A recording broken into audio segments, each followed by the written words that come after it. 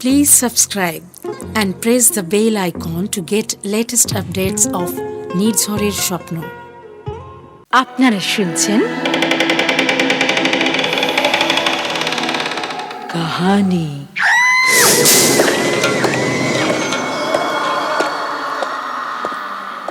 গল্পপ্রেমী পাঠক পাঠিকাদের জন্য নির্ঝরের স্বপ্ন প্রযোজিত কাহিনী গল্প পাঠের অনুষ্ঠানে চিরকালীন ও সমকালীন সাহিত্যিকদের গল্পে আপনাদের স্বাগত। গল্প আপনাদের ভালো লাগলে বন্ধুরা অনেক অনেক লাইক, শেয়ার, কমেন্টস করুন এবং আমাদের চ্যানেলটি সাবস্ক্রাইব করে আপনার মতো একজন শ্রোতার সাথে আমাদের সাহিত্যের বন্ধনে আবদ্ধ হওয়ার সুযোগ করে দিন। আপনার কাছে স্বরচিত গল্প যদি থাকে আমাদের 7980460032 এই হোয়াটসঅ্যাপ নাম্বারে পাঠান এবং আমরা তা প্রকাশ করার সুযোগ পেয়ে সমৃদ্ধ হতে পারি।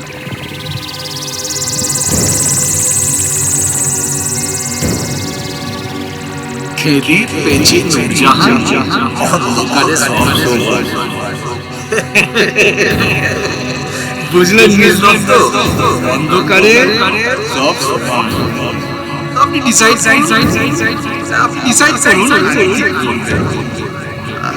আমি রইলাম।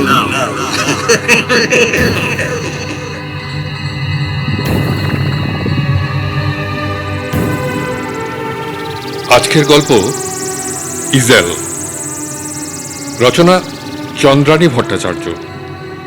এই গল্পের বিভিন্ন চরিত্রে যারা অভিনয় করেছেন তারা হলেন সুমিতা, সৌভিক, অরূপ, সুদীপ্ত এবং সঞ্জয়। গল্পের সম্পাদনা সুদীপ্ত দাস, আবহ এবং বিশেষ শব্দ প্রয়োগ নিলয় ঘোষ। শুরু হচ্ছে গল্প ইজেল।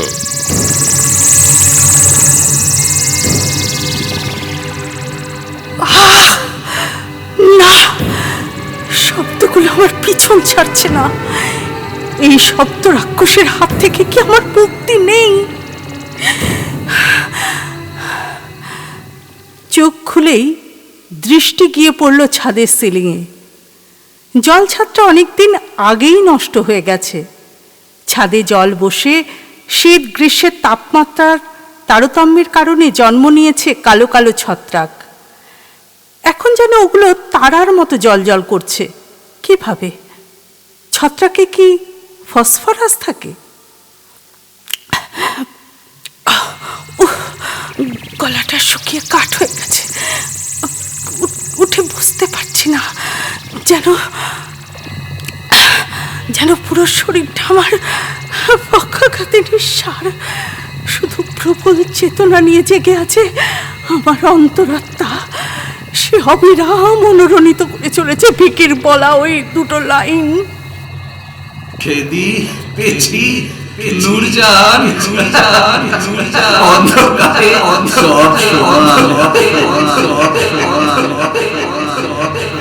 মাথার ভিতরে যেন গরম লাভা টকবকিয়ে ফুটছে।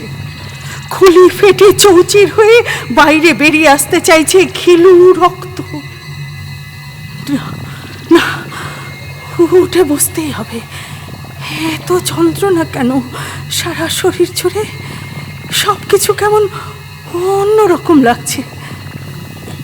জ্বর এলো, করোনা নয় তো? কথাটা মনে উদয় হতেই নাকে একটা বোঁটকা তেলচিটে গন্ধ এসে ঝাপটা মারল। ঠোঁটের কোণে হাসি খেলে গেল। বুঝতে পারলাম না, করোনা নয়। করোনা হলে আমার 1 বছরেরও বেশি দিন ধরে না কাঁচা তেল চিটচিটে ঘামে ভেজা ধুলো ধূসরিত চাদরের চিমসে গন্ধ পেতাম না। ধীরে ধীরে উঠে বসলাম। মনে করার চেষ্টা করলাম কখন ঘুমিয়েছি। মাথাটা খুব ভারী হয়ে আছে। ঘরটা অতল খাদের মতোই অন্ধকার নিয়ে নির্বাক। অথচ ছাদে ছত্রাকগুলো প্রথমবারের মতো জ্বলে উঠেছে। বিছানার উপরে স্তূপ হয়ে থাকা বাকি সব জিনিসপত্রের মধ্যে ছড়িয়ে থাকা জলের বোতলটাকে হাতড়ে খোঁজার চেষ্টা করলাম, পেলাম না। ঘরের একমাত্র জানলাটার দিকে তাকালাম, খোলা আছে কিনা বুঝতে পারলাম না। এত অন্ধকার কেন? লোডশেডিং? এই তো সবে ফেব্রুয়ারি, এর মধ্যেই এত গরম। মোবাইলটা হাতড়ে হাতড়ে খুঁজে বের করে টর্চটা জ্বাললাম। জানলার দিকে ঘোরাতেই দেখলাম জানলা খোলা, কিন্তু বাইরের সামান্য দৃশ্যমানতা নেই। তবে আজকে অমাবস্যা।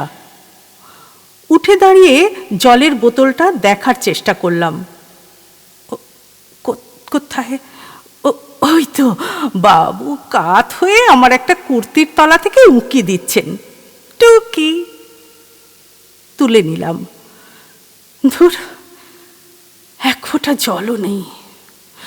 মনে পড়ে গেল আজ সকালে ঘুম থেকে উঠতে দেরি হয়ে গিয়েছিল, তাই জল ভরার সময় পাইনি।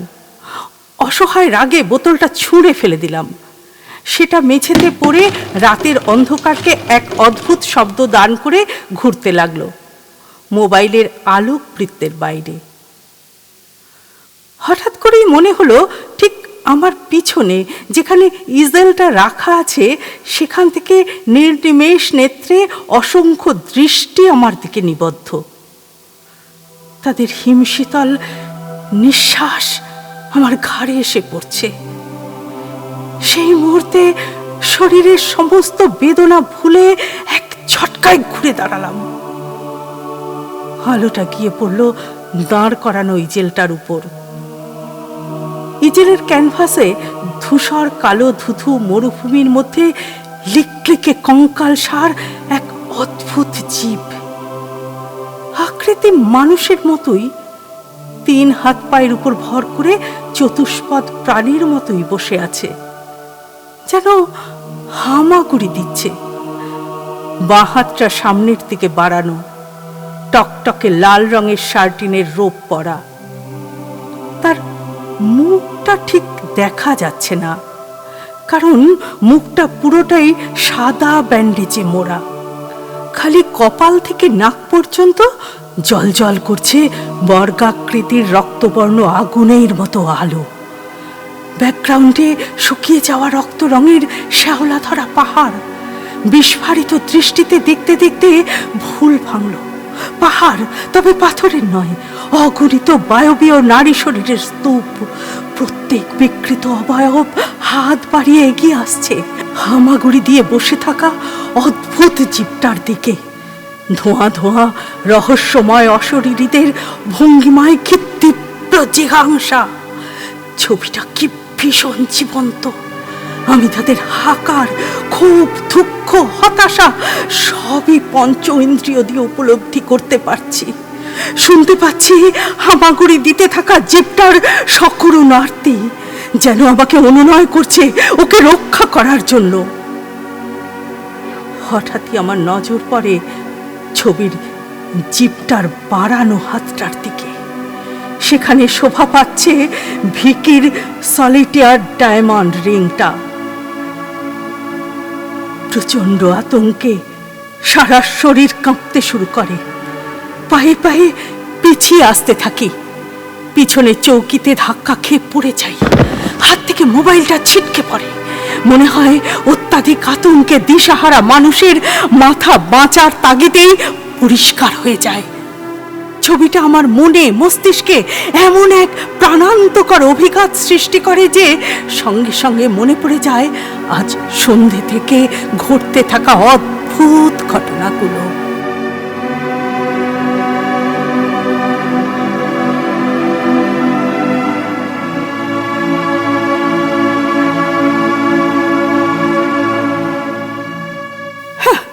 একে তো মেয়ের এই রূপের ছিরি, তার উপর আবার বড় লোকের শখ। নুন আনতে পান্তা ফুরোয় যে সংসারে, সেখানে এইসব লাট সাহেবিপনা চলে না, বুঝলে? মা চিবিয়ে চিবিয়ে কথাগুলো বলে ওঠে নিপাট ভালো মানুষ আমার বাবা দিলীপ দত্তকে। পেশায় সামান্য এক কেরানি আমার বাবা দিলীপ। সংসারে বাতের ব্যথায় পঙ্গু অসুস্থ বৃদ্ধা মা, স্ত্রী, 2 ছেলে সিদ্ধার্থ আর গৌতম। আর এদের সকলের গলার কাটা আমি, তাপসী দত্ত, বাড়ির বড় মেয়ে। বয়স তখন 18। বাবার পুরো কার্বন কপি। মেয়ে হিসাবে ভীষণ লম্বা। সুস্মিতা সেন আর আমার উচ্চতা সমান। সুঠাম, মেদবিহীন, টান টান আকর্ষণীয় শরীরে এই বয়সেই বিপজ্জনক সব ভাঁজ। একদম মডেল হবার আদর্শ। কিন্তু মার খেয়ে গেলাম। হুনু ওঠা গাল, প্রায় ফুটবল খেলার মাঠের মতো উঁচু কপাল, পাতলা চুল, কালো রং। এইসব তো ম্যানেজ হয়ে যেত যদি মুখটা বন্ধ রাখতে পারতাম। বুঝলেন না তো? আরে বাবা, এটা আবার না বোঝার কি আছে? আমার উপর পাটির 4টে দাঁত উঁচু। শুধু তাই নয়, মাঝের 2টো দাঁতের মধ্যে আবার ফাঁক, ঠিক যেমন আমার বাবার। আমি কদর্যতার একেবারে মূর্ত উদাহরণ। কি একটা প্রবাদ আপনারা বড় মুখ করে বলেন না, ওই যে মাতৃমুখী ছেলে সুখী, পিতৃমুখী মেয়ে। পুরোটাই একটা বোকার মতো কথা। সেই ছোটবেলায় যখন ঠিকমতো ছেলে মেয়ে বলতে কি বোঝায় সেই সম্পর্কে জ্ঞান হয়নি, তখন থেকেই পাড়ার লোক, আত্মীয় স্বজন আমাকে বুঝিয়ে দিয়েছিল, ছেলে হলে তাও চলে যেত, কিন্তু মেয়ে হিসাবে তুমি বাজারে একেবারেই অচল। মার বিষ দৃষ্টি আর সুমধুর বচন আমাকে প্রতি মুহূর্তে সহ্য করতে হতো।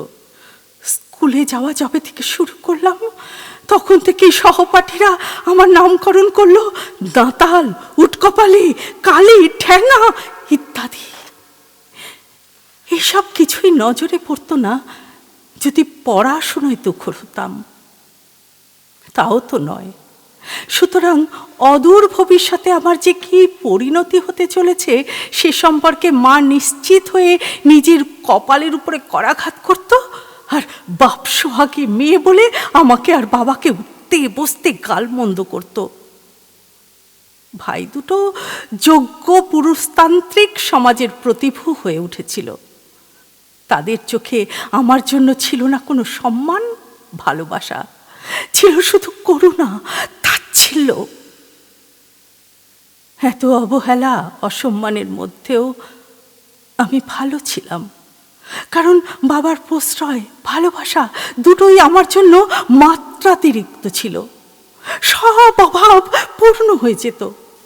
তাই তো ক্লাসরুমে বসে পড়াশোনায় মন না দিয়ে বাচ্চা মেয়েটা স্কুলের খাতার পেন্সিলের আঁচড়ে জানলার বাইরে উড়ে যাওয়া পাখি কিংবা কৃষ্ণচূড়ার নিচে বসে থাকা ভিখারি মায়ের কোলে শিশুকে এঁকে ফেলত। আসলে সে নিজের হাতে একটা স্বপ্নের দুনিয়া রচনা করত, যেখানে সবটাই রূপ নেয় তার মন মর্জি অনুযায়ী। কারুর অঙ্গুলি হেলনের তোয়াক্কা করতে হয় না। অবশ্য এর জন্য বহুবার সে দিদিমণিদের কাছে বকুনি খেয়েছে, ক্লাসরুমের বাইরে কান ধরে দাঁড়িয়েছে, নিজের চেহারা নিয়ে গঞ্জনা শুনেছে।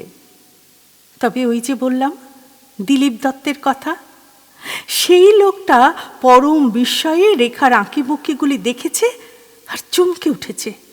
বারবার কাঁধ ধরে ঝাঁকিয়ে প্রশ্ন করেছে, মামন, তুই এটা এঁকেছিস? আচ্ছা, আমার সামনে আঁকতে পারবি? হ্যাঁ।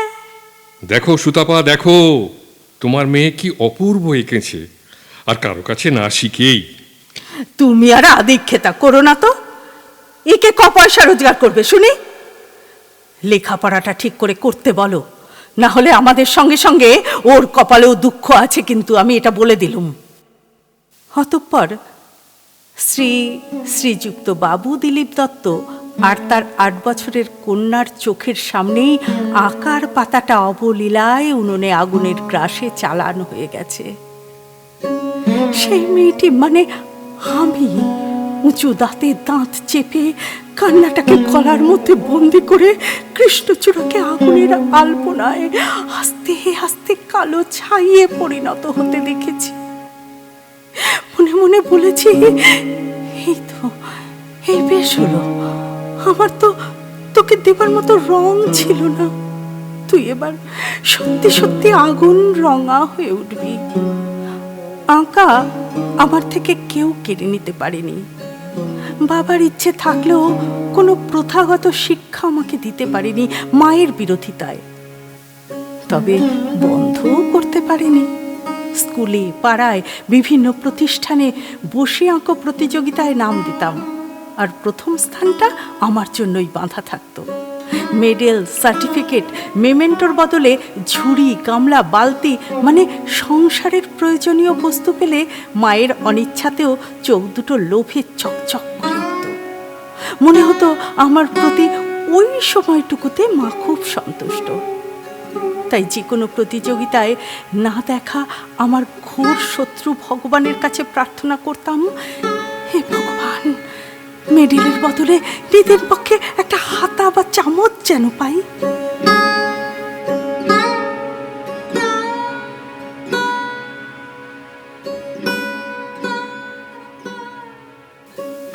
মাধ্যমিক দেবার পর থেকেই মায়ের তাড়নায় আমাকে পাত্রস্থ করার প্রক্রিয়া শুরু হয়ে গিয়েছিল। কিন্তু কাকস্য পরিবেদনা, আমার না আছে রূপ, না আছে বাবার টাকা, সুতরাং পাত্রের জায়গায় লবডঙ্কা। যাই হোক, এই সবের মধ্য দিয়ে কোনো রকমে টেনে টুনে সেকেন্ড ডিভিশনে এইচএস পাশ করলাম। এরপর চুপি চুপি বাবাকে ধরলাম আর্ট কলেজে ভর্তি হব বলে। বাবা তো মায়ের ভয়েই আধমরা, আর এখন ভদ্রেশ্বর ধর্মতলা হাই স্কুলের মেয়ে কলকাতায় গিয়ে আঁকার কলেজে ভর্তি হব। আমার কথা শুনে বাবার তো একেবারে চোখ কপালে ওঠে। অবশেষে বাবাকে রাজি করাতে আমাকে শেষ অস্ত্র প্রয়োগ করতে হয়। ততদিনে আমি স্থানীয় লাইব্রেরি থেকে বই নিয়ে পৃথিবী জোড়া চিত্রকর ভাস্করদের জীবন সংগ্রামের ইতিহাস পড়ে ফেলেছি। সবথেকে বেশি আলোড়িত করেছে সমরেশ বসুর দেখি নাই ফিরে। রামকিঙ্কর বেইজের লড়াই আমার মধ্যে আগুন জ্বালিয়ে দিয়েছিল। আমি মনে মনে নিজেকে প্রস্তুত করে নিয়েছিলাম, হয় এসপার নয় ওসপার।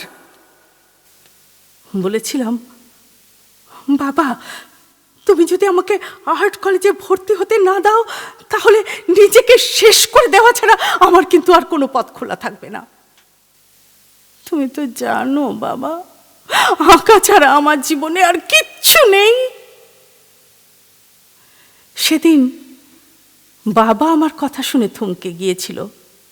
বুঝতে পারছিলাম বাবা খুব অসহায় বোধ করছে, কিন্তু আমিই বা কি করতাম। বাবা মাকে না জানিয়েই ভর্তির ব্যাপারে সব খোঁজ খবর নিয়ে আসে, প্রবেশিকা পরীক্ষার জন্য ফর্ম তুলে আনে। নির্দিষ্ট দিনে মাকে ভুলভাল বুঝিয়ে বাবার সঙ্গে গিয়ে পরীক্ষা দিয়ে আসি। যতটা সহজে বললাম, বিষয়টা কিন্তু ততটা সহজ ছিল না। তবে এবার ছিল আসল লড়াই। আমি পাশ করেছিলাম সসম্মানে। মাকে যখন পুরো বিষয়টা জানানো হয়, তখন সে রুদ্র মূর্তি ধারণ করে। সেদিন মনে হয় মায়ের হাতে খুনই হয়ে যেতাম যদি না বাবার ঢাল হয়ে দাঁড়াতো। আজ 9 বছর পরেও বাবার বলা কথাগুলো আমার কানে বাজে। খবরদার সুতাপা, তুমি মামুনের দিকে আর এক পাও এগোবে না। সারা জীবন শুধু টাকা, সংসার আর রূপ রূপ করেই গেলে। কি বলছো কি তুমি? বোধের সূক্ষ্মতা তোমার মধ্যে কোনো কালেই ছিল না। না, ছিল না। শোনো, এতদিন তুমি যেমন চেয়েছো আমি তেমনই চলেছি। সেই রকমই চলতে হবে। যতদিন বেঁচে থাকবো তেমনি চলার চেষ্টা করব। হ্যাঁ, করবে। তবে তবে আজ আমি যা বলবো সেটাই হবে। আমার কষ্টার্জিত অর্থে যদি তোমার এবং তোমার 2 ছেলের শখ স্বাদ মেটে, তাহলে আমার একমাত্র মেয়েরও ইচ্ছা পূর্ণ হবে।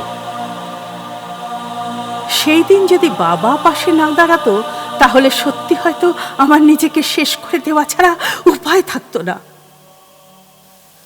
সেই যে বাড়ির বাইরে পা রাখলাম, 2 বছর আগে বাবা চলে যাওয়ার সময় ভদ্রেশ্বরে শেষবার গিয়েছিলাম।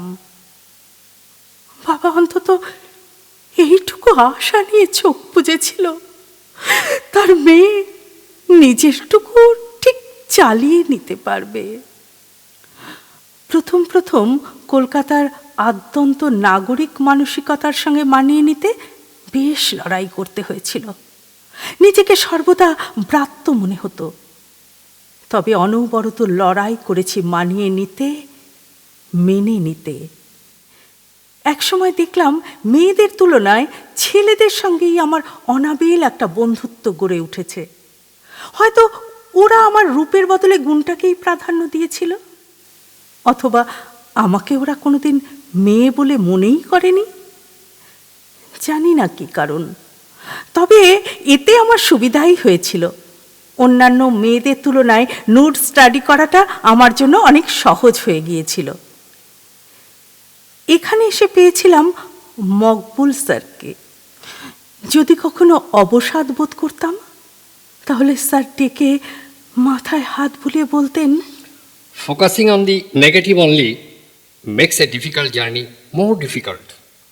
So, my dear girl, there simply is no substitute for having your own positive attitude. স্যারকে দেখলেই আমার মনে হতো এই তো বাবা কাছেই আছে। পাশ করার পর স্যার বেশ কিছু প্রকাশকের সঙ্গে যোগাযোগ করিয়ে দিয়েছিলেন। আমি তাদের ফর্দ অনুযায়ী প্রচ্ছদ এঁকে দিতাম। এছাড়া নন্দন চত্বরে, শান্তিনিকেতনে মাঝে মাঝে অন্যান্য শিল্পীদের সাথে বসতাম আঁকা বিক্রির জন্য। যদিও নান্দনিক গুণের কদরদান ব্যক্তিরূপে যারা নিজেদের প্রমাণ করতে মরিয়া, তারাই কিন্তু শাড়ি, জামাকাপড়, খাওয়া দাওয়া, এমনকি রেসকোর্সে যতটা উদারহস্ত ততটা শিল্পের জন্য নন। তারা বিশ্বের বিশিষ্ট শিল্পীদের শ্রেষ্ঠ সৃষ্টির রেপ্লিকা দিয়ে ঘর সাজাবার বাসনা রাখেন। ভারতীয় অর্থে যার মূল্য হয়তো 10 কোটি, কিন্তু আসলের মতো রেপ্লিকার জন্য মাত্র 10,000ও ব্যয় করতে রাজি নন। শিল্পীর পরিশ্রমের মূল্য না ধরলেও রঙের, ক্যানভাসের মূল্যটুকুও দিতে তারা অপারগ। এমনভাবে দরদাম করা শুরু করতেন যেন চৈত্র সেল চলছে।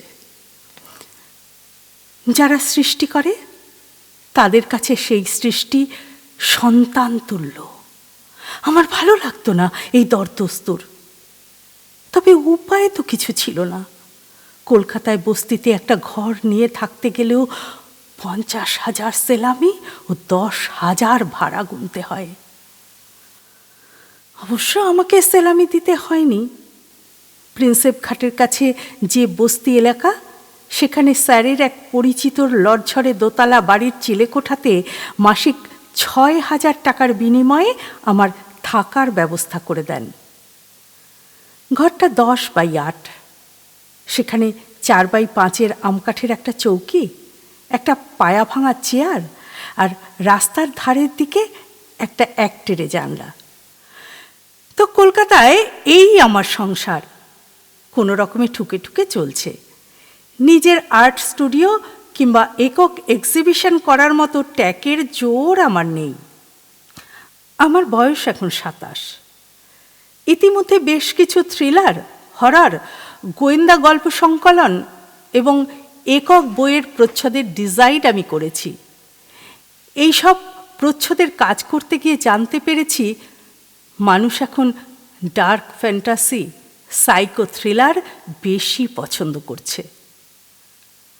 আজ থেকে 1 মাস আগেই বিখ্যাত ডানা প্রকাশনা সংস্থার কর্ণধার তমাল মুখার্জি বলছিলেন, এখন যে ঘোর কলি তা হারে মজ্জায় টের পাচ্ছি।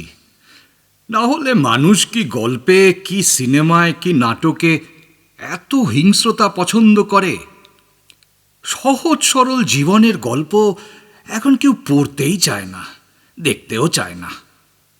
ভাবতে পারো, পুরো পৃথিবী জুড়ে পুষ্পা সিনেমাটি নিয়ে উন্মাদনার কথা তুমি দেখেছো? চিন্তিতভাবে প্রশ্ন করেছিলেন বর্ষিয়ান মানুষটি। আমি মাথা নেড়ে হ্যাঁ বলেছিলাম। দেখেছো? কেমন লেগেছে?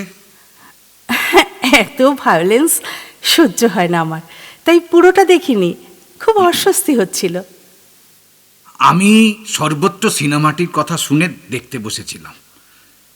জানতে চেয়েছিলাম কি উন্মাদনার আছে এতে, কিন্তু দেখতে বসে বিস্ময়ে নির্বাক হয়ে গেছি।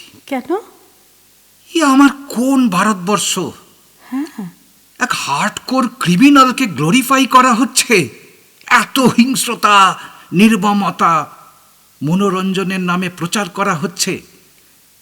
যে দেশের সংখ্যাগরিষ্ঠ মানুষ অর্ধভুক্ত, নিরক্ষর, তাদেরকে কি শিল্পের নামে উন্মত্ত আচরণের জন্য প্রভোগ করা হচ্ছে না? আমি কি বলবো বুঝতে পারিনি। তমালদা আমাকে ডেকে পাঠিয়েছিলেন কেন সেটা জানার অপেক্ষায় ছিলাম।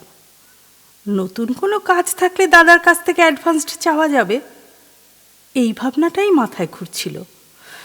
পকেট একদম গড়ের মাঠ। ঠান্ডা হয়ে যাওয়া চায়ের কাপে শেষ চুমুকটা দিয়ে বলে উঠেছিলেন, তা শোনো, তোমাকে যে জন্য ডেকে পাঠিয়েছিলাম। হ্যাঁ বলুন। তোমার মনে আছে, আজ থেকে এই 1 বছর আগে হিমাংশু শেখর রায়ের উপন্যাস অভিশপ্ত ইজেলের প্রচ্ছদ এঁকেছিলে? হ্যাঁ, না মনে পড়ার কিছু নেই। বিখ্যাত লেখকদের কাজ আমি খুব কম পাই। মানুষ তেলা মাথায় তেল ঢালতে বেশি স্বচ্ছন্দ। আমার মতো স্ট্রাগলিং চিত্রকরদের কেউ ভরসা করতে পারে না, বা বলা ভালো করতে চান না। কিছু নতুন প্রকাশকের সঙ্গে কাজ করার দৌলতে বইপাড়ায় একটা মুখ পরিচিতি তৈরি হয়েছিল। সেই সূত্রেই তমালদার সাথে একটা বই প্রকাশের অনুষ্ঠানে আলাপ। আমার প্রচ্ছদ নিয়ে চিন্তাভাবনা তার ভালো লাগে।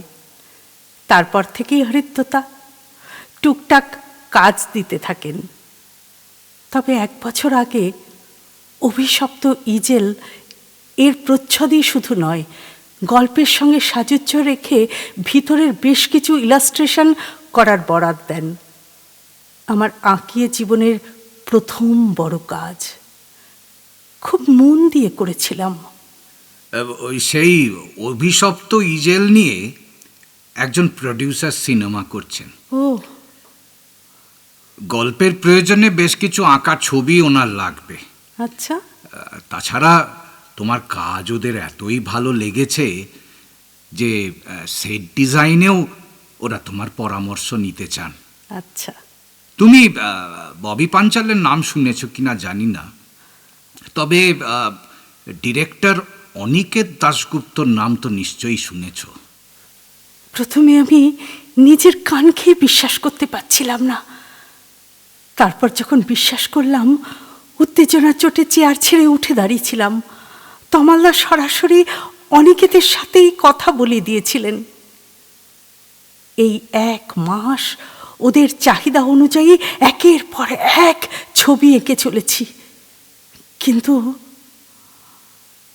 আপনি স্টোরিটা জানেন তো? জানতাম। তাহলে পার্ক স্ট্রিটের একটি অভিজাত হোটেলের প্রাইভেট রুমে বসে বলছিলেন প্রডিউসার ববির ডানহাত ভিকি মালহোত্রা।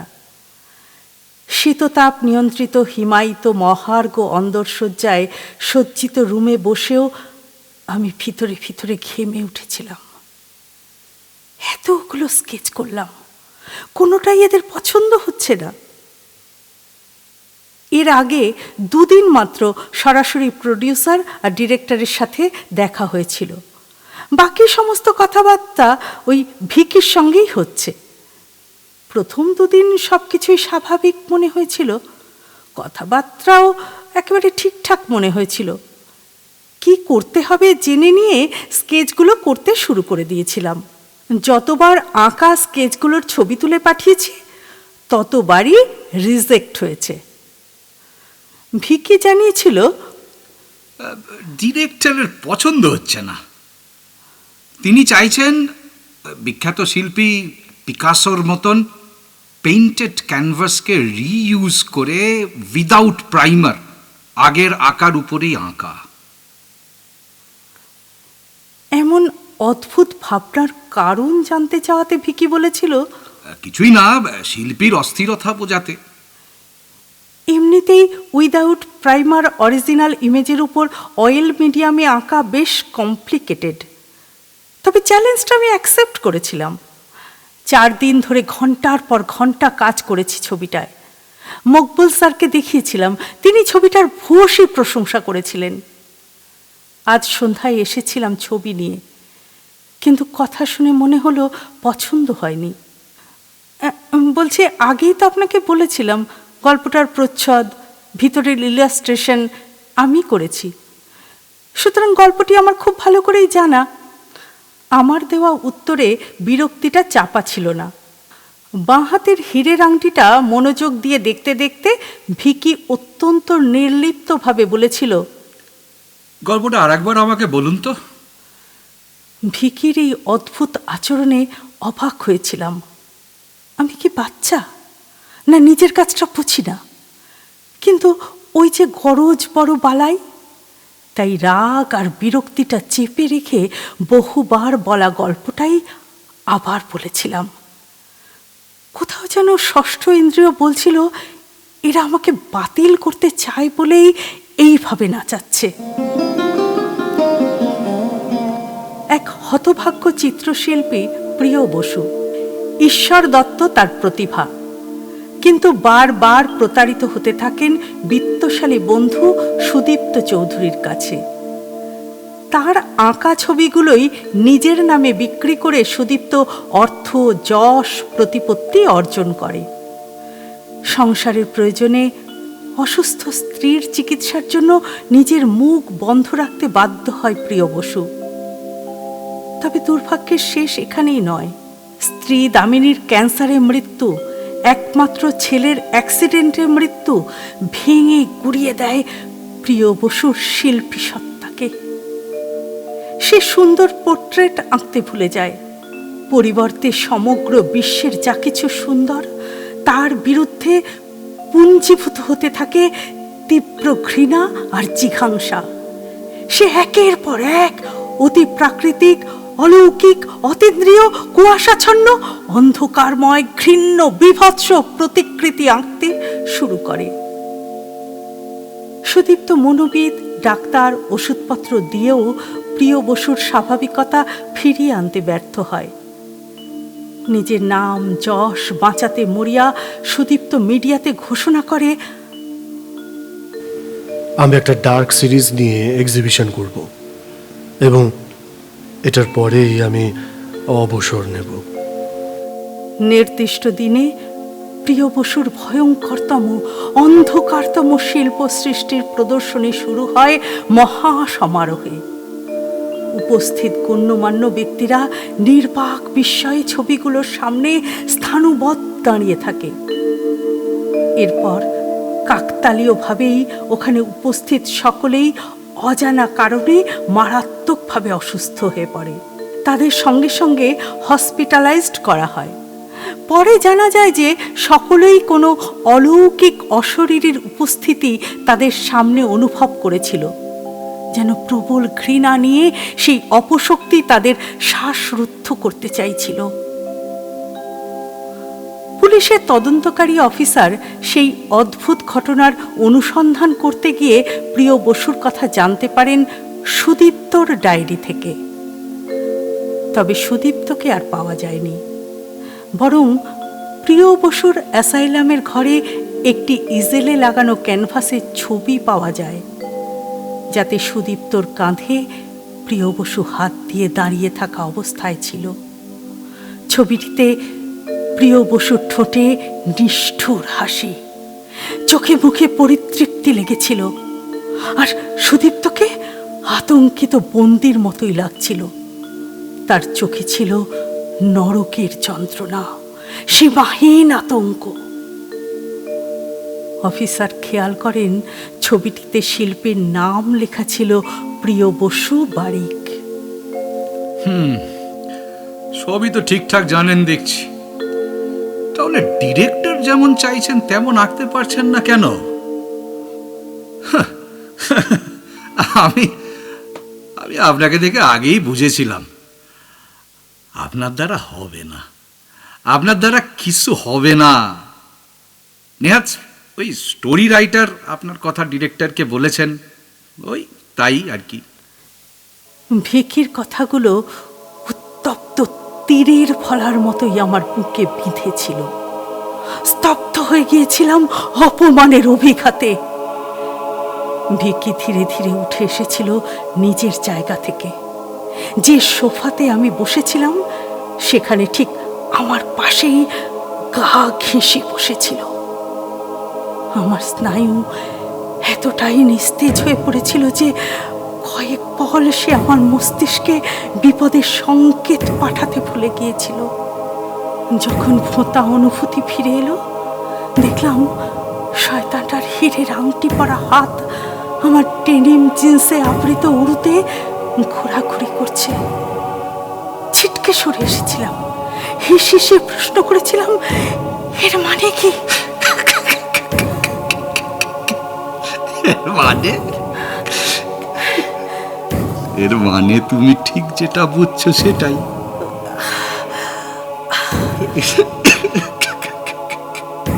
দেখো দেখো, বেশি নকরা ফকরা না আমার পোষায় না। দুনিয়ায় কিছু পেতে গেলে কিছু দিতে হয়, দিতে হয়।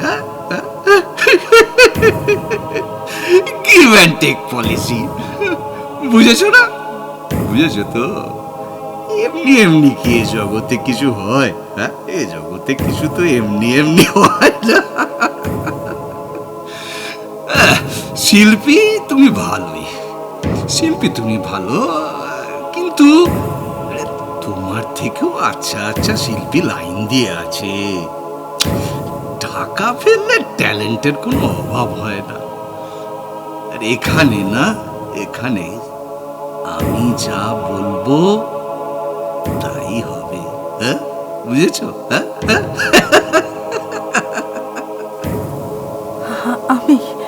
আমি তাপসী দত্ত, কালো, দাঁতাল, কুদর্শনা। জীবনে কোনো দিন এমন কথা কোনো পুরুষের মুখ থেকে শুনতে পাবো ভাবিনি।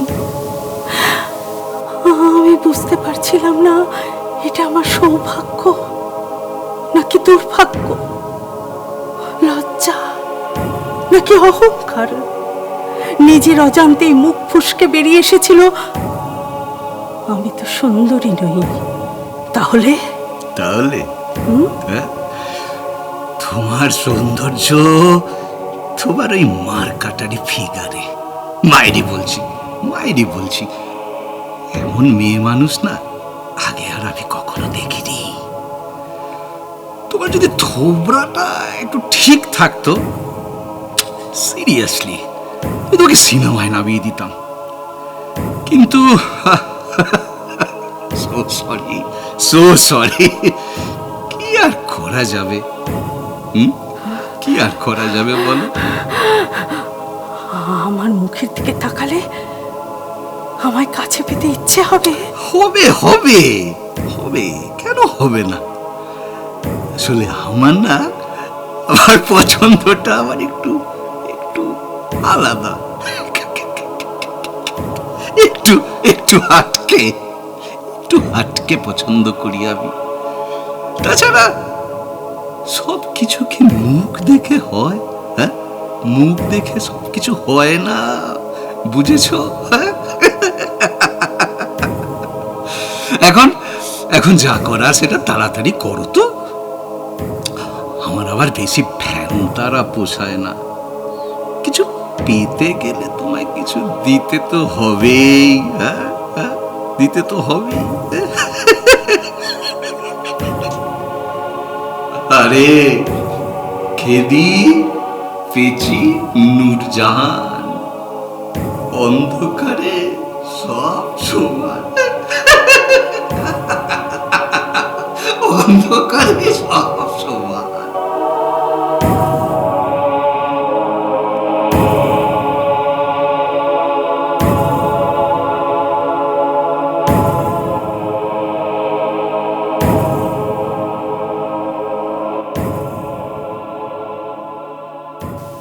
পার্ক স্ট্রিট এমনিতে আমার খুব পছন্দের জায়গা। সাবেকিয়ানা আর আধুনিকতার অদ্ভুত সুন্দর মেলবন্ধন। একদিকে অফিস ভাড়া, অন্যদিকে আমোদ প্রমোদের ঢালাও আয়োজন। কতদিন ঘন্টার পর ঘন্টা একা একা হেঁটেছি, স্কেচ করেছি চলমান জীবনের, গন্ধ পেয়েছি বেকারত্বের, হতাশার, প্রেমিক যুগলের প্রেম ভঙ্গের, খেটে খাওয়া মানুষের স্বপনের, আর আমার মতো ব্যর্থ মানুষের একাকিত্বের।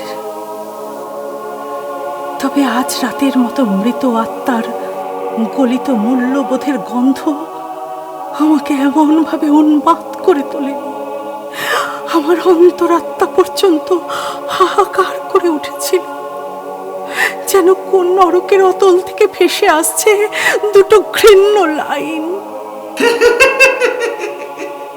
খেদি পেচি নূরজাহান, অন্ধকারে সব সমান।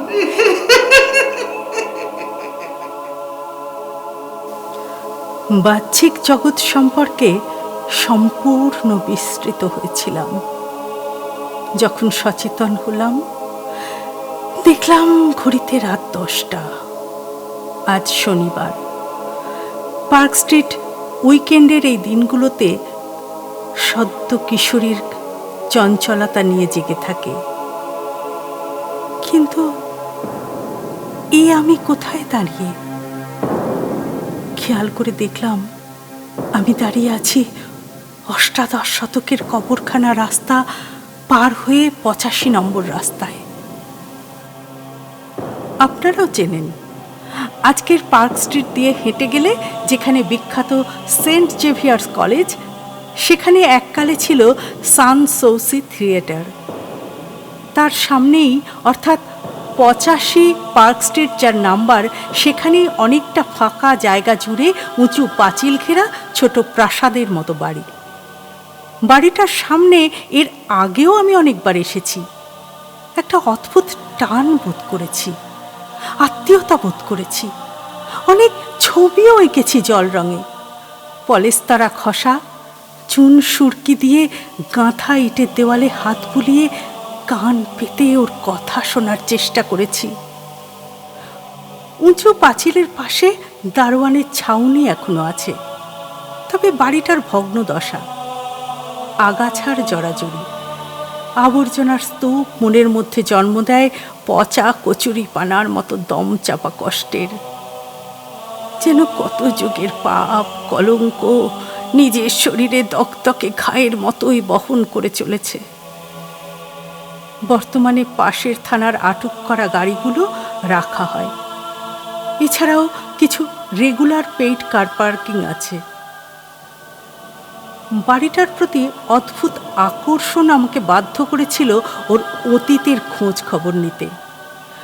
বাড়িটা বাংলার শেষ স্বাধীন নবাব সিরাজদৌল্লার বিশ্বাসঘাতক সেনাপতি মির্জাফরের। বাড়িটা উনি তৈরি করিয়েছিলেন 1757 সালের পরপরই। বর্তমানে তার উত্তরপুরুষরা এই বাড়ির মালিকানার অধিকার নিয়ে কেস লড়ছে। মসনদ ক্ষমতা লাভের লিপ্সার রসে জারিত হয়ে নিজের দেশকে বিদেশি শত্রুর হাতে বেচে দিয়েছিল যে মির্জাফর, কালীর অমুক বিধানে ইতিহাসের পাতায় সে আজ শুধু বিশ্বাসঘাতক হয়েই অমরত্বের অভিসম্পাত অর্জন করেছে। তাহলে মানুষের কিসের জন্য এত লড়াই? নিজের অজান্তেই কখন ঝোপঝাড় ডিঙিয়ে পৌঁছে গিয়েছিলাম বাড়ির অন্ধকারাচ্ছন্ন পিছনের দিকটায়। যখন হুঁশ ফিরল, ভয় পেয়ে গিয়েছিলাম। বেশ গরম পড়ে গেছে। শীত ঘুম থেকে সদ্য জেগে উঠেছে নাগ নাগিনীর দল। বরাবরই বড় ভয় আমার ওই প্রাণীটাকে। অন্ধকারে আতঙ্কে বড্ড দিশেহারা লাগছিল। তাছাড়া জায়গাটায় বাতাসের নামগন্ধ ছিল না। পার্ক স্ট্রিটের মতো সদা ব্যস্ত রাস্তার পাশে অবস্থিত হওয়া সত্ত্বেও রহস্যজনকভাবে শব্দহীন ছিল স্থানটা। এক অতীন্দ্রিয় অপার্থিব অনুভূতি আমাকে গ্রাস করেছিল। মনে আছে, মোবাইলটা বের করেছিলাম আলোর জন্য, কিন্তু জ্বলেনি। আমার ষষ্ঠ ইন্দ্রিয় কিছু একটা ইঙ্গিত দিচ্ছিল। দ্রুত ওই জায়গা থেকে বেরিয়ে আসতে চেয়ে আন্দাজেই হাঁটা লাগিয়েছিলাম। প্রায় 20 মিনিট চলার পরেও আলোর এতটুকু নিশান দেখতে পাইনি। প্রচন্ড ভয় পেয়েছিলাম। আর আর ঠিক ঠিক সেই মুহূর্তে ভয় না পাইবেন, আমি আপনাকে পথ দেখিয়া দিব। কে? হ্যাঁ, মনে পড়ছে। একটা ভিজাতীয় চাপা ফ্যাস ফ্যাসে গলায় কেউ বলে উঠেছিল। মারাত্মকভাবে চমকে গিয়েছিলাম। ভয়ের চোটে বুকের ধুকপুকুনির শব্দ বেড়ে গিয়েছিল। কিছু বুঝে ওঠার আগেই আমার হাতটা ধরুন। এই বলে লোকটি নিজেই আমার ডান হাতটা ধরেছিল। সঙ্গে সঙ্গে হিমশীতল স্পর্শে আমার সর্বাঙ্গ কণ্টকিত হয়ে উঠেছিল। নাকে এসে প্রবেশ করেছিল এক অপার্থিব দুর্গন্ধ। রক্ত মাংস কুঁচ পচলে বা শ্মশানে অসংখ্য মৃতদেহ দাহ হলে মনে হয় এমন গন্ধ পাওয়া যায়। লোকটা হয়তো অন্তর্যামী, আমাকে আশ্বস্ত করতে বলেছিল। ভয় পাইবেন না, নিকটে কোথাও মনে হইতেছে কিছুতে পচন ধরিয়াছে। আপনি কে? আমি আমি জেফস্কি ভেস্কি আছি। আমি একজন পেইন্টার, পোল্যান্ড হইতে আগত। আমাকে শঙ্কার কোনো কারণ নেই। বাংলা বলার ধরনে নাকি আঁকিয়ে শুনে জানি না, তবে আমার নিজেকে বেশ হালকা লাগছিল, হাসি পাচ্ছিল। এই অদ্ভুত পরিবেশে আমি একা নই জেনে কিছুটা নিশ্চিন্ত বোধ করছিলাম। আমার বাংলা ইংলিশ দুটাই ভালো না আছে। আশ্চর্য, এই লোকটা কি এমন কম্বল চাপ অন্ধকারের মধ্যেও আমার হাসি দেখতে পাচ্ছে? মনে মনে ভেবে যার পর নাই অবাক হয়েছিলাম। লজ্জা পেয়ে তাড়াতাড়ি প্রশ্ন করেছিলাম, আপনি এই অন্ধকারে পোড়ো বাড়িতে কি করছিলেন? আমি হ্যাঁ? এই বাড়ির অন্ধার আমাকে বন্দী করিয়া রাখিয়াছিল। সে কি? মুক্তির উপায় অনুসন্ধান করিতেছিলাম। এবার মনে হইতেছে আমার মুক্তির সময় আসিয়াছে। কি কি কি বলতে চাইছেন? বুঝতে পারছি না তো। আমি নিজের ভাগ্য অনুসন্ধানে এদেশে আসিয়াছিলাম। জানিতাম এই দেশে নবাব জমিনদার প্রচুর আছেন, যারা নিজেদের লাইফ পোর্ট্রেট করাইতে পছন্দ করেন। তখন কি আর বুঝিয়াছি আমার ভাগ্যে কি ভয়ানক কাণ্ড ঘটিতে চলিয়াছে। যাই গে, আমার কথা এখন থাক, আপনাকে পৌঁছিয়া দিয়ে আসি। একটা কথা বলি, বলুন। নিজের অন্তরের ক্রোধকে বিনষ্ট হইতে দিবেন না। তুলির আচড়ে ক্যানভাসে সেই আগুনের লাভাকে প্রবাহিত হইতে দিন। অন্যায়ের প্রতিবাদ করিতে তুলি ধরুন, আচ্ছা, অপরাধীকে শাস্তি দিন। কি বলছে বিন্দু বিসর্গ বুঝতে না পারলেও কথার দ্বারা সম্মোহিত হয়ে কোনো প্রশ্ন না করেই তাকে অনুসরণ করেছিলাম। চলতে চলতে হঠাৎই লক্ষ্য করেছিলাম আমি দাঁড়িয়েছিলাম একটা ঝাপসা আলোকবৃত্তের মাঝে। জেফস্কি দাঁড়িয়েছিল সেই বৃত্তের বাইরের অন্ধকারে। অনেক কিছু বলতে চেয়েছিলাম, কিন্তু বলতে পারছিলাম না। হঠাৎ করেই যেন কথা বলতে ভুলে গেছিলাম। আমি আর যাইতে পারিব না। সম্মুখে একটু অগ্রসর হইলেই রাস্তা পাইয়া যাইবেন। শুধু শুধু এইটা গ্রহণ করুন বন্ধু ভাবিয়া। কি এটা? গ্রহণ করুন করুন। বলেই একটা ভারী বড় কিছু একটা ধরিয়ে দিয়েই যেন বাতাসে মিলিয়ে গিয়েছিল জেফসকে। হাতে নিয়ে বুঝেছিলাম ইজেল টাইপের কিছু। না, তারপর আর কিছু তো মনে করতে পারছি না। কখন আমি বাড়ি ফিরে এলাম, ঘরে ঢুকলাম, আঁকলাম, ঘুমিয়ে পড়লাম। আর এখন আমি কি পাগল হয়ে যাচ্ছি? না চোখে ভুল দেখলাম, মোবাইলটাও হাত থেকে পড়ে গেল। খুব খুব ভয় করছে আমার। ভয়ের চোরাবালিতে তলিয়ে যেতে যেতে আবারও চেষ্টা করলাম ভেসে ওঠার, কিন্তু জলের ভিতর ডুবে থাকা মানুষ যেমন জলের বাইরের পৃথিবীর শব্দ শুনতে পায়, আমিও এখন তেমন শব্দ শুনতে পাচ্ছি। চায়ের দোকান থেকে ভেসে আসা FM এর গান, বস্তির কলতলার মানুষের রোজকার কুকুর কীর্তন, ট্রেনের আওয়াজ, সবই।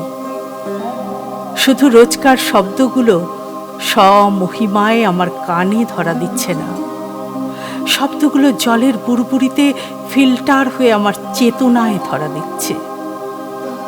ধীরে ধীরে আবছা আলো চোখের পাতায় কড়া নাড়ল।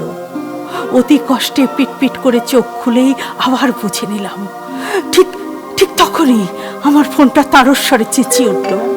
এক ঝটকায় উঠে বসলাম বিছানায়।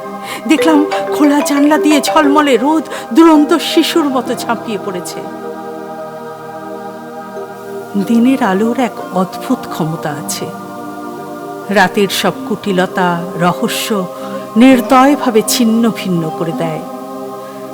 জগদ্দল পাথরের মতো বুকে চেপে বসা ভয়টা আলোর জাদুকাঠির ছোঁয়ায় ঘাসের বুকে লেগে থাকা শিশিরের মতোই টুক করে ঝরে পড়ল। আমি তাড়াতাড়ি চৌকি থেকে নেমেই টেবিলের তলা থেকে ফোনটা বের করে ডিসপ্লেতে দেখলাম ডিরেক্টর অনিকেত ফোন করেছেন। নিজের অজান্তেই চোখটা ঘুরে গেল ঠিক আমার পিছনে দাঁড় করানো ইজেলটার দিকে। রাতের দেখা ছবিটা এখন তার নরকের রূপ নিয়ে আরো জীবন্ত, তবে একটু পরিবর্তন ঘটে গেছে। এখন হীরের আংটি পরা হাতটা আমার দিকে বাঁচার আকুতি নিয়ে বাড়ানো থাকলেও বায়বীয় হিংস্র নারী মূর্তিগুলো এগিয়ে এসে প্রায় টেনে হিচড়ে নিয়ে যাচ্ছে নিজেদের বলয়। Hello, You are such a wonderful artist. What a terrible thing you have created. This painting of yours made the movie would sing. প্রচন্ড উত্তেজিতভাবে এক নিঃশ্বাসে কথাগুলো বলে যায় অনিকেত। আমি বোধবুদ্ধিহীন, নির্বাক, কিছু বুঝে উঠতে পারি না। কোন ছবির কথা বলছে অনিকেত? কাল যেটা ভিকির কাছে ফেলে এসেছিলাম সেটার? এত অপার্থিব অতীন্দ্রিয় জিঘাংসা তুমি তুমি ফুটিয়ে তুললে কি করে? কি বলছেন? বুঝতে পারছি তুমি সারা রাত কাজ করে কি সাংঘাতিক ক্লান্ত। I am really sorry to bother you, but ঘুম থেকে উঠেই হোয়াটসঅ্যাপে তোমার পাঠানো ছবিটা দেখে চমকে উঠেছিলাম। সত্যি সত্যি কথা বলতে কি বেশিক্ষণ চোখ রাখা যাচ্ছে না। এক অজানা অস্বস্তিকর নেগেটিভ অনুভূতি ছড়িয়ে পড়েছিল সারা শরীর জুড়ে। ফোনটা রেখে কিছুক্ষণ থম মেরে বসেছিলাম, তারপর তোমাকে ফোন করছি। তবে প্লিজ প্লিজ ডোন্ট মাইন্ড। তোমার ওপরে কি সত্যি সত্যি প্রিয় বসুর ভূত ভর করেছিল? মানে এত এত প্র্যাকটিক্যাল একটা পিকচার। ততক্ষণে হোয়াটসঅ্যাপ খুলে দেখে নিয়েছি অনিকেতকে রাত 3:30 সময় আমার ফোন থেকে পাঠানো ছবিটা। ইজেলে জল জল করছে সেই ছবি, তবে ইজেলটা আমার নয়। হঠাৎই যেন মনে হলো ছবির ভিতর থেকে অশরীরী কুয়াশার চাদরে মোড়া নারী মূর্তিগুলি হেসে উঠল। বাতাসের মধ্যে দিয়ে প্রবাহিত হয়ে এলো এমন এক তরঙ্গ যা আমার সজাগ মস্তিষ্কের সঙ্গে সংযোগ স্থাপন করল।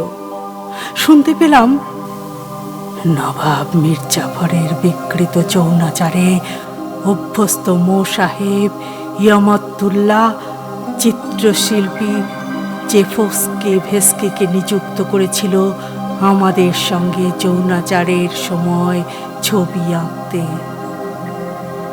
অকথিত নির্যাতন চলত আমাদের উপর। গ্রামগঞ্জ থেকে তুলে আনা হতো 8 থেকে 18 মেয়েদের। অর্থের লোভে জেফস্কি দিনের পর দিন সেই সব ঘৃণ্য যৌনাচারকে নিজের ইজেলের চিত্রপটে তুলে ধরেছে। আঁকবো না বলে প্রতিবাদ করেনি। প্রতিবাদ করলো যেদিন, সেদিন বড় দেরি হয়ে গেছিল। জেফস্কি ভালোবেসেছিল এদেশীয় মেয়ে ললিতাকে। অপূর্ব সুন্দরী ললিতাও বলি হলো ইয়ামতুল্লাহর যৌন লালসার আগুনে। সেদিনও জেফস্কিকে ললিতার প্রাণের বিনিময়ে সমস্ত ঘটনা আঁকতে বাধ্য করা হয়েছিল। হৃদয় বিদারী চিৎকার করে কাকুতি মিনতি করেছিল জেফস্কি।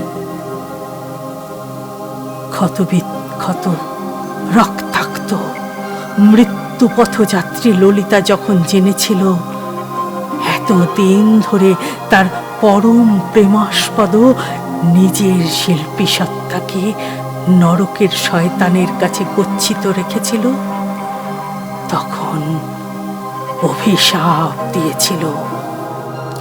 যেই জেলে অত্যাচারিত মৃত নারীদের অতৃপ্ত প্রতিহিংসা পরায়ণ আত্মার প্রতিকৃতি একদিন বন্দী হয়েছিল, সেই ইজেলের দাস হয়ে থাকতে হবে তোমাকে মৃত্যুর পরেও। ইজেল নেবে তার প্রতিশোধ মানুষ রূপী নরকের কীটেদের বিরুদ্ধে।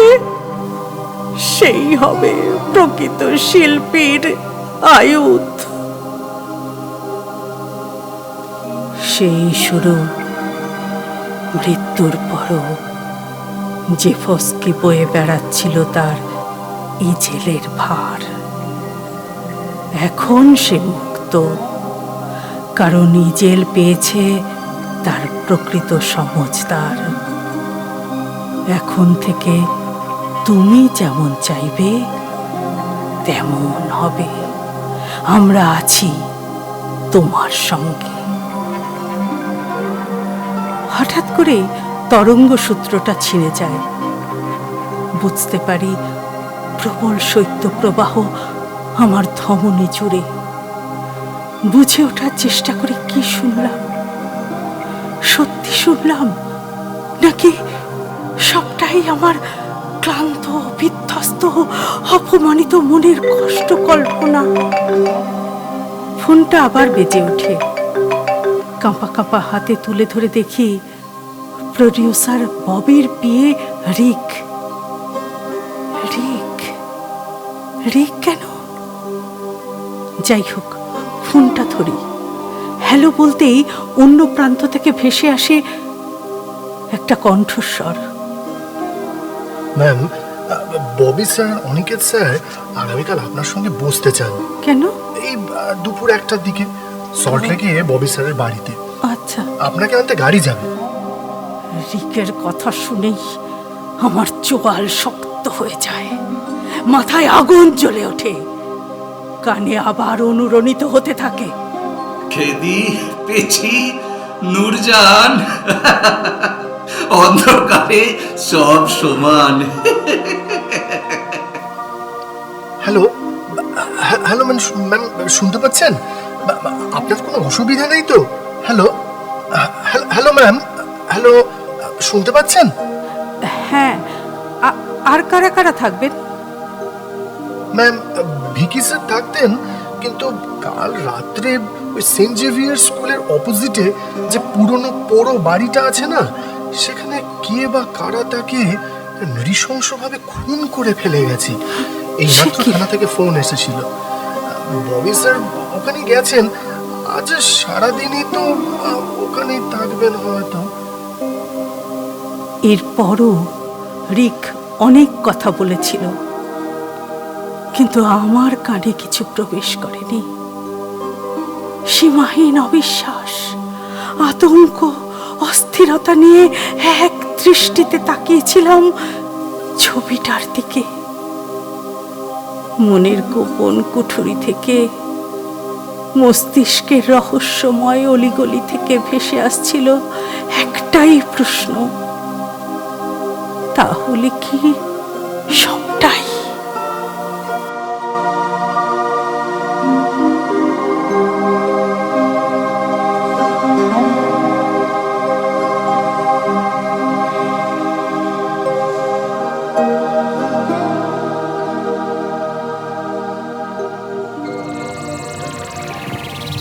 গল্প পাঠের আসরে শুনছিলেন আজকের গল্প ইজেল। রচনা চন্দ্রানী ভট্টাচার্য। এই গল্পের বিভিন্ন চরিত্রে যারা অভিনয় করেছেন তারা হলেন তাপসী, সুতপা, ললিতা এবং নারী কণ্ঠে সুমিতা, তমাল এবং ভিকির চরিত্রে সৌভিক, জেফস্কি, অরূপ, অনিকেত, সুদীপ্ত এবং দিলীপ ও মকবুল স্যারের ভূমিকায় সঞ্জয়। গল্পের সম্পাদনা সুদীপ্ত দাস, আবহ এবং বিশেষ শব্দ প্রয়োগে নিলয় ঘোষ।